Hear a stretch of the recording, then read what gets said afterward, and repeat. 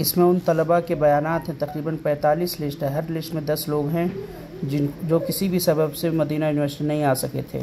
अस्सलामु अलैकुम वरहमतुल्लाहि वबरकातुहू।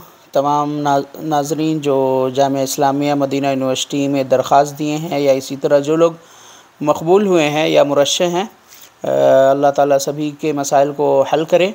आज मैं इमादतुल क़बूल व तस्जील गया था, वहाँ पे चंद मौज़्ज़फ़ीन या जो काम वाले हैं उनसे बात हुई कि इशार जो है, इशारुल क़बूल व तस्जील कब तक आप लोग देंगे, क्योंकि इशार के बग़ैर बहुत सी कार्रवाई रुकी हुई है और बच्चे कार्रवाई करा नहीं पा रहे हैं।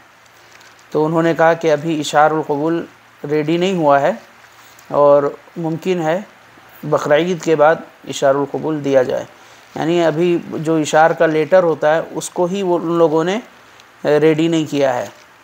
तो अभी बकरीद में समझिए ज़्यादा दिन भी नहीं बचा, बीच में आप एक हफ़्ता पहले 10 दिन पहले छुट्टी भी हो जाएगी और उस लेटर को अगर वो लोग बकरीद के बाद रेडी करते हैं, बकरीद के 4-5 दिन 6 दिन के बाद जामिया खुलेगा, तो उसको रेडी करने के लिए कम से कम 4 से 5 दिन का वक्त लगेगा और उसको जामिया की वेबसाइट पर डालने के लिए।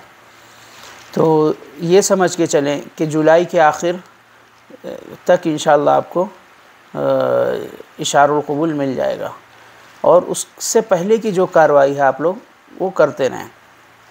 इसी तरह जो तलबा किसी भी सबब से सऊदी अरब का सफ़र नहीं कर सके थे, कुछ लोगों का मेडिकल का मसला था, इसी तरह कुछ लोग पीसीसी वक्त पर नहीं बनवा सके थे, पुलिस क्लियरेंस सर्टिफिकेट, इसी तरह कुछ लोगों के डॉक्यूमेंट पूरे नहीं थे, तो वो लोग सफ़र नहीं कर सके थे गुज़िश्ता 6 महीना पहले जब बच्चे और आए थे जनवरी में। तो ऐसे लोगों का वीज़ा अभी इशू नहीं हुआ है, लेकिन उसके लिए जामिया ने वज़ारत ख़ारजिया में तलब डाल दिया है। तलब की पूरी लिस्ट भी आज मैंने देखा है, बल्कि रक़्म तलब अगर किसी के पास है उसका, जो तलब डालने के बाद जो जामिया का एक तलब तकरीबन 45 तलब है जिन लोगों को वीज़ा इशू करना है दोबारा। हर तलब के अंदर 45 के अंदर तकरीबन 8 से 10 लोग या 12 लोग हैं। तो इस तरह आप तादाद जोड़िए, बहुत बड़ी तादाद है, तकरीबन 400-500 से ज़ायद बच्चे हैं मुख्तलिफ़ कंट्रीज़ से जो लोग किसी भी वजह से सफ़र नहीं कर सकें। तो ऐसे लोग बिल्कुल परेशान ना हों, वो ये ना समझें कि मतलब उनका मामला रुका हुआ है, उनको वीज़ा नहीं मिलेगा। वीज़ा उनका मिलेगा, उनका वज़ारत ख़ारजिया तक मामला है, कभी भी उनका वीज़ा इंशाअल्लाह आ सकता है और उम्मीद यही है कि जुलाई और अगस्त के शुरुआत तक उनका वीज़ा आएगा। तो अपने सब मामलात कम से कम इस बार हल करके रखें ताकि जैसे ही वीज़ा आए आप लोग फ़ौरी कार्रवाई करा कर सऊदी अरब आ जाएँ। और इशार का जहाँ तक मसला है इंशाअल्लाह वो भी हल है।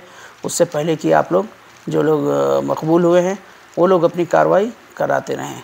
अस्सलामु अलैकुम वरहमतुल्लाह।